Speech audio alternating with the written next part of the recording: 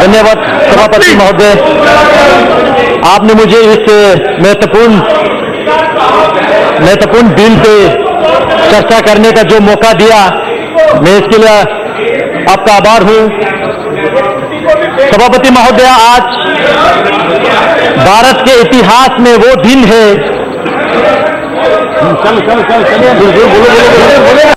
सभापति महोदय, आज भारत के इतिहास में वह दिन है जो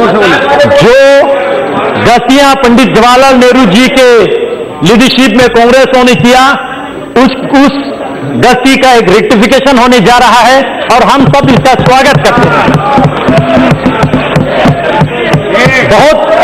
बहुत सारे लोगों ने अध्यक्ष महोदय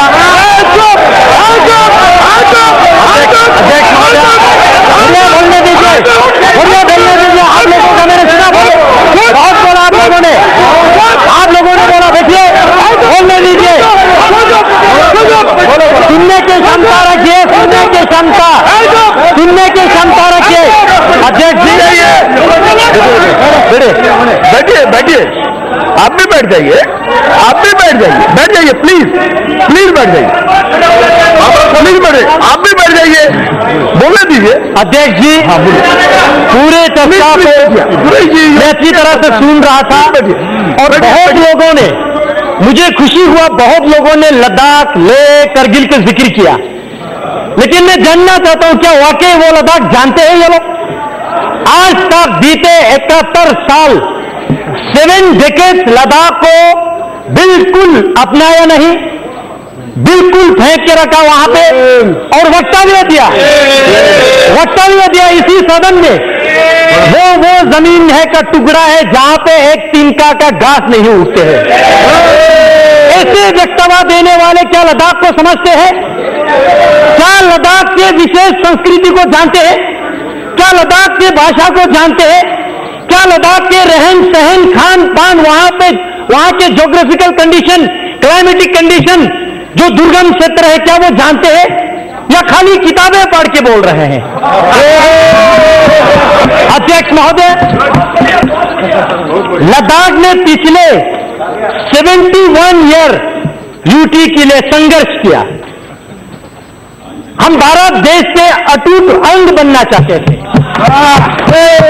1948 मई 4 तारीख को पहला ज्ञापन लद्दाख बुद्धिस्ट एसोसिएशन के तब के प्रेसिडेंट ने पंडित जवाहरलाल नेहरू जी को दिया था, तब के प्रधानमंत्री जी को। कहा कि लद्दाख को या तो आप सेंट्रली एडमिनिस्ट्रेटिव ऐसा कुछ बनाइए, या नेफा टाइप बनाइए, या ईस्ट पंजाब के साथ रखिए, लेकिन किसी भी कंडीशन में हमें कश्मीर के साथ मत रखिए, यह हमने कहा था। लेकिन जिनका सरकार था उन्होंने हमारे सुनवाई नहीं किया, जानने की कोशिश तक नहीं किया, और कश्मीर के नीचे आज तक हमारा डेवलपमेंट, हमारा पॉलिटिकल एस्पिरेशन, हमारा पहचान, हमारा भाषा लुप्त अगर हुआ है तो ये आर्टिकल 370 और कांग्रेस पार्टी जिम्मेवार है। अध्यक्ष जी, मैं डॉक्टर श्यामा प्रसाद मुखर्जी जैसे वीरों का,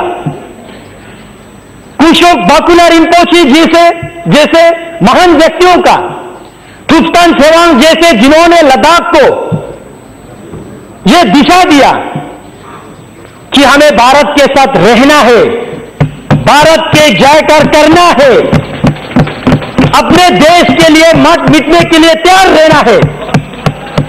और आज तक बहुत सारे यहां पे हिस्ट्री का रेफरेंस दे रहा था, मैं याद दिलाना चाहूंगा, चाहे 1965 के वार हो, 1971 का हो, या 1999 का हो, या 1948 के कबीले हमला का हो, इतिहास चेक करके देखिए, लद्दाख ने हमेशा बलिदान दिया,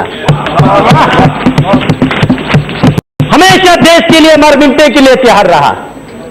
लेकिन दुर्भाग्य की बात है, आज यहां पे मेरे साथी कश्मीर के ऑनरेबल मेंबर पूछ रहे थे, बड़ा 370 हटने से क्या खोएंगे? मैं एक चीज जरूर कहना चाहूंगा, एक चीज जरूर खोएंगे वहां, 2 परिवार का रोजी रोटी खोएंगे और कुछ नहीं। सिर्फ 2 परिवार का रोजी रोटी खोएंगे और कश्मीर के भविष्य उज्जवल होने वाला है। सभापति महोदय, कारगिल के जिक्र कर रहा था यहां पे और सदन को मिसलीड करने की कोशिश कर रहा था। मैं कारगिल से चुन के आता हूं, मैं गर्व से कहता हूं कारगिल वालों ने यूटी के लिए वोट दिया है।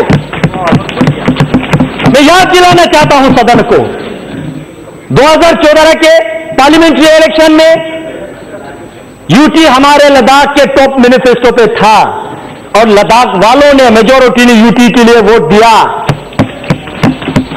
2019 के इलेक्शन में फिर हमने यूटी को इलेक्शन मैनिफेस्टो में लेके आया और हमने दोनों डिस्ट्रिक्ट में, चाहे बुद्धिस्ट का हो चाहे मुस्लिम का हो, दोनों डिस्ट्रिक्ट में, लेह का हो करगिल का हो, हर क्षेत्र में हर लोगों के दरवाजे पे जाके हमने लोगों को यूटी समझाया ये क्या है और लोगों ने बड़ी बहुमत के साथ आज तक लद्दाख में जितना भी पार्लियामेंट्री इलेक्शन हुआ है रिकॉर्ड मार्जिन के साथ ये सदन में मुझे आने का लोगों ने अवसर दिया।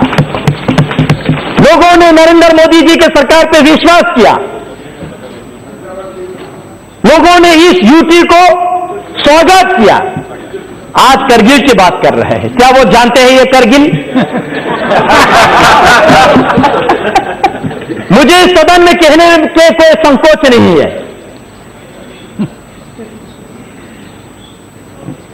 तब के गृह मंत्री माननीय राजनाथ सिंह जी अब ले पधारे थे। All party parliamentary delegation Jammu गए थे, कश्मीर गए थे और आप ले आए थे तब के होम सेक्रेटरी के साथ। पूरे लद्दाख के हर पॉलिटिकल पार्टीज के, बीजेपी, कांग्रेस, पीडीपी, एनसी लेके, मैं कश्मीर की बात नहीं कर रहा हूं, वहां अलग वातावरण है, मैं लेके बात कर रहा हूं। और साथ ही साथ हर रिलीजियस ऑर्गेनाइजेशन के, चाहे लद्दाख बुद्धिस्ट एसोसिएशन हो, अंजुमन इमामिया एसोसिएशन हो या मोनुल इस्लाम हो, क्रिश्चियन एसोसिएशन हो, हिंदू महासभा हो, सबने एक ही आवाज में कहा कि हमें यूटी चाहिए। राजनाथ सिंह जी पूछ रहे थे और क्या चाहिए बोलो, और हमने कहा और कुछ नहीं चाहिए, सिर्फ यूटी चाहिए। हमने ये कहा था।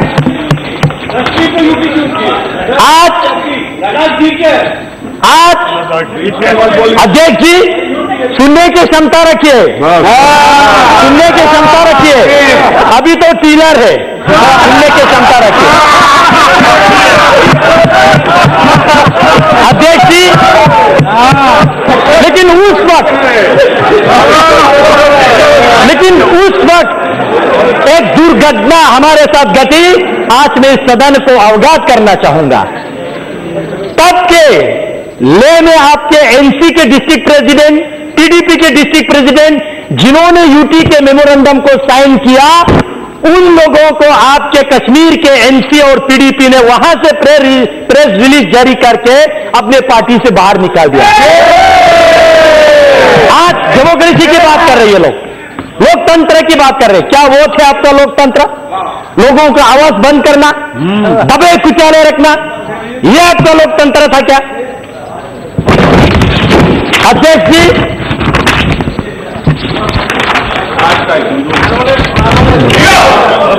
जी, मैं कल 11 बजे राज्यसभा के चर्चा शुरू होने से अभी तक मैं सुन रहा था, बहुत लोगों ने इक्वलिटी की बात किया। बड़ा 370 जाएगा तो जम्मू कश्मीर में इक्वलिटी नहीं रहेगा, ये होगा वो होगा। मैं सदन से पूछना चाहता हूं, आपके माध्यम से इस सदन में मैं उनको पूछना चाहता हूं जो ऐसा वक्तव्य देते हैं। आपने जब भारत सरकार से फंड लेते समय जम्मू कश्मीर लद्दाख तीनों क्षेत्र आप फंड लेके जाते हो, जब लद्दाख में विकास करने के लिए आते हो तो पूरे लद्दाख के फंड आप कश्मीर में खा जाते हो। क्या ये आपका क्या ये है आपका इक्वालिटी? जम्मू कश्मीर में 2 कैपिटल है, एक समर कैपिटल और एक विंटर कैपिटल। मैं पर्टिकुलरली मेंशन करके मैं आपको कह रहा हूं, दोनों वहां पे सिविल सेक्रेटरीट है। आप डेटा खोल के देखिए, उस सिविल सेक्रेटरीट में लद्दाख के कितना मुलाजिम है। क्या यह है आपका इक्वालिटी? अगर आप 1000 एम्प्लॉयज क्रिएट करते हो, जॉब क्रिएट करते हो, जम्मू वाले तो खैर लाख झगड़ के कुछ ले लेते हैं, लेकिन लद्दाख वालों को 10 नौकरियां भी आप नहीं देते। क्या यह है आपका इक्वालिटी? हसनैन मसूदी जी यूनिवर्सिटीज की बात कर रहे थे। मैं उनके साथ कांग्रेस वालों को याद दिलाना चाहता हूं।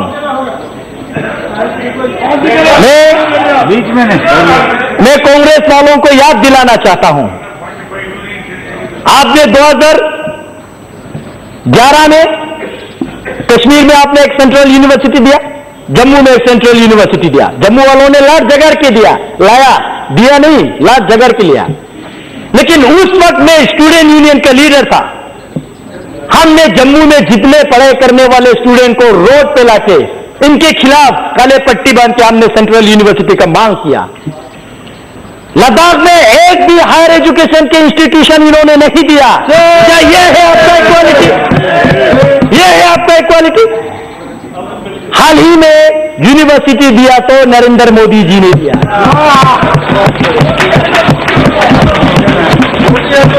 मोदी है तो मुमकिन है, सही में। कल राज्यसभा में कांग्रेस के नेता गला फट फट के कह रहे थे कि भाई लद्दाख के साथ क्या होगा, लद्दाख के साथ क्या होगा। मैं जानना चाहता हूं अध्यक्ष महोदय, आपके माध्यम से मैं जानना चाहता हूं, जब आप 2008 में जम्मू कश्मीर के चीफ मिनिस्टर थे, आपने वहां पे 8 नया डिस्ट्रिक्ट बनाया, जिला 4 आपने कश्मीर को दिया, तो जम्मू वालों ने लड़ाई की तो 4 देना पड़ा। लद्दाख को आपने एक डिस्ट्रिक्ट भी नहीं दिया। क्या यह है आपका इक्वालिटी? यह आपका इक्वालिटी है?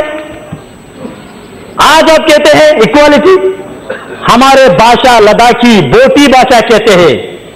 कश्मीरी आपने लिपि ना होने से भी आपने रिकॉग्नाइज किया, एक शेड्यूल में डाल दिया। जम्मू के डोगरी उन्होंने आंदोलन किया तो उनको भी दे दिया। लद्दाख के भाषा को आज तक आपने रिकॉग्नाइज किया। क्या यह है आपका इक्वालिटी? अध्यक्ष जी, सेक्युलरिज्म और डेमोक्रेसी की बात किया जा रहा है यहां पे। मैं जानना चाहता हूं, जिस कश्मीरी पंडितों को आपने इस धारा 370 के मिसयूज करते हुए लात मार के रातों रात निकाल दिया, क्या यह है आपका सेक्युलरिज्म? यह है आपका सेक्युलरिज्म? इसी धारा 370 को आपने मिसयूज करते हुए काल वक्तव्य दे रहे हैं गर्व से। लद्दाख में पहले बौद्ध संख्या ज्यादा था, आज मुस्लिम संख्या ज्यादा है। मैं अफसोस के साथ कहना चाहता हूं, यह आपने धारा 370 को मिसयूज करके जम्मू कश्मीर में आपने बुद्धिस्ट को खत्म करने की कोशिश किया। यह है आपका डेमोग्राफिक मेंटेन, यह है आपके सेक्युलरिज्म। अध्यक्ष महोदय, यही जिन परिवारों ने, मैं नहीं कहता हूं कि वहां पे शासन किया, मैं कहता हूं राज किया, यही परिवारों ने 1979 में लद्दाख को बंटवारा किया, बुद्धिस्ट मेजोरिटी के साथ लेह डिस्ट्रिक्ट, मुस्लिम मेजोरिटी के साथ करगिल डिस्ट्रिक्ट, और हम दोनों भाइयों को लड़वाया आज तक। यह है आपका सेक्युलरिज्म? फूट डालो, राज करो। क्या यह है आपका सेक्युलरिज्म? आज करगिल की जिक्र कर रहे थे, कह रहे थे कि करगिल बंद है। किसने कहा आपको करगिल बंद है? जानने की कोशिश कीजिए। मैं हूं लद्दाख से, मैं चुन के आ रहा हूं, आप नहीं आ रहे लद्दाख से। आप बैठिए, आप आराम से बैठिए, आप बैठिए। साहब, आज तक आप लोगों ने बोला, आज हमारा बोलने का मौका है। बैठिए बैठिए, आप मोदी चाचा नहीं, बैठिए। ये सिर्फ एक रोड और छोटा सा मार्केट को करगिल समझ बैठे हैं। भाई साहब, अगर आपको कारगिल देखना है तो जांस्कार जाइए, वाखा मुलबेग शारगोल जाइए, आर्यन वैली जाइए, दर्शिक गरखोन देखिए। 70% कारगिल के एरियाज जो है, वहां के लोग जो है आज इस डिसीजन को वेलकम करते हैं, इस बिल के समर्थन करते हैं।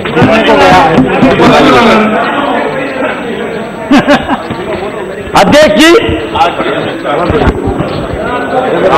आज ये वही वक्तव्य दे रहा है।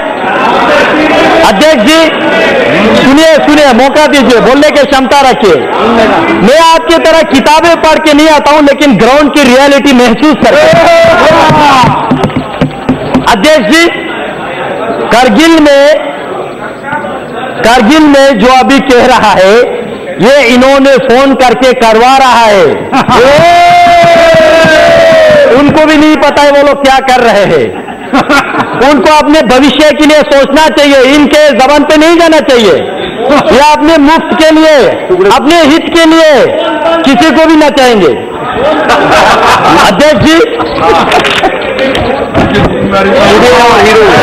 अध्यक्ष महोदय, देखिए सुनने की क्षमता रखिए। अध्यक्ष जी, आज से 66 वर्ष पहले जनसंघ के संस्थापक डॉक्टर श्यामा प्रसाद मुखर्जी ने 1953 में जो उन्होंने संघर्ष लिया, एक देश में 2 विधान, 2 निशान और 2 प्रधान, नहीं चलेगा, नहीं चलेगा। और इसी के संकल्प में मैं गर्व के साथ कहता हूं, इनको नहीं पता लद्दाख वालों ने अभी क्या किया आज तक। 2011 में आज ये कह रहे कि हमारा झंडा जा रहा है, झंडा जा रहा है। भाई साहब, आपका झंडा तो लद्दाख वालों ने 2011 में नकारा है। लद्दाख ऑटोनोमस हिल डेवलपमेंट काउंसिल ने रेजोल्यूशन पास किया 2011 में। जम्मू कश्मीर के जो झंडा लद्दाख ऑटोनोमस हिल डेवलपमेंट काउंसिल की चेयरमैन, एग्जीक्यूटिव काउंसलर, जो कैबिनेट और डिप्टी मिनिस्टर के रैंक के होते, उनको उनकी गाड़ी को लगता था, हमने उस झंडा को नकारा। हमने नेशनल एम्ब्लेम वाला वहां पे लगाया, क्योंकि हम भारत देश का अटूट अंग बनना चाहते हैं। ये है लद्दाख, क्योंकि हम मानते हैं आन देश की शान, देश की हम संतान है। 3 रंगों से रंग तिरंगा अपनी ये पहचान।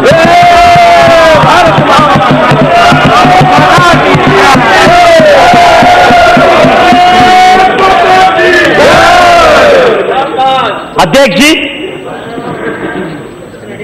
बड़े आयरनिकल बात है, पंचायत इलेक्शन में पार्टिसिपेट नहीं करेंगे और जब अपने कुर्सी के बारे आएंगे तो पार्टिसिपेट ग्रास रूट डेमोक्रेसी नहीं आने देंगे, लेकिन अपने घर का रोटी चलना चाहिए। ऐसा विचारधारा हम एक्सेप्ट स्वीकार नहीं करेंगे। अध्यक्ष जी, जो कुछ लोग, जो मैं बार बार 2 परिवार की जिक्र कर रहा हूं, ये परिवारें जो है कश्मीर के मुद्दा जो ढिंडोरा पीट रहा है, वो समाधान चाहने वालों में से नहीं है। They are the parts of problem. वो इस प्रॉब्लम का, इस समस्या का पार्ट बन चुके हैं, अंग बन चुके हैं, नशे में है वो आज भी समझते हैं कि कश्मीर तो मेरा बाप का जागीर है। नहीं रहा, नहीं है। अध्यक्ष जी, मैं अंत में इसको कंक्लूड करने से पहले मैं भारत सरकार को धन्यवाद देना चाहता हूं। श्री नरेंद्र मोदी जी को, गृह मंत्री जी माननीय अमित शाह जी को और पूरे सहयोगी दल को, और जिनका दल नहीं है लेकिन इस बिल के फेवर में आने वाले हैं, उन लोगों को भी मैं पूरे लद्दाख के निवासियों की ओर से धन्यवाद देना चाहता हूं, क्योंकि आज पहली बार इस भारत के इतिहास में लद्दाखियों के सेंटिमेंट को, एस्पिरेशन को सुना जा रहा है। उस लद्दाख के जो चीन के साथ, पाकिस्तान के साथ सीमाएं लगते हैं, उस लद्दाख के महत्वपूर्ण को समझ रहे हैं। इस सरकार में इस बिल को हम वेलकम करते हैं और हम एक अंत में जो लोग अभी तक कंफ्यूज में, उनको एक रिक्वेस्ट छोटा सा करना, देश के लिए प्यार है तो जताया करो, देश के लिए प्यार है तो जताया करो, किसी का इंतजार मत करो, गर्व से बोलो जय हिंद। अभिमान से कहो भारतीय है हम, स्वाभिमान से कहो भारत माता की जय, और वर्तमान में करो इस बिल का समर्थन। बहुत बहुत धन्यवाद अध्यक्ष।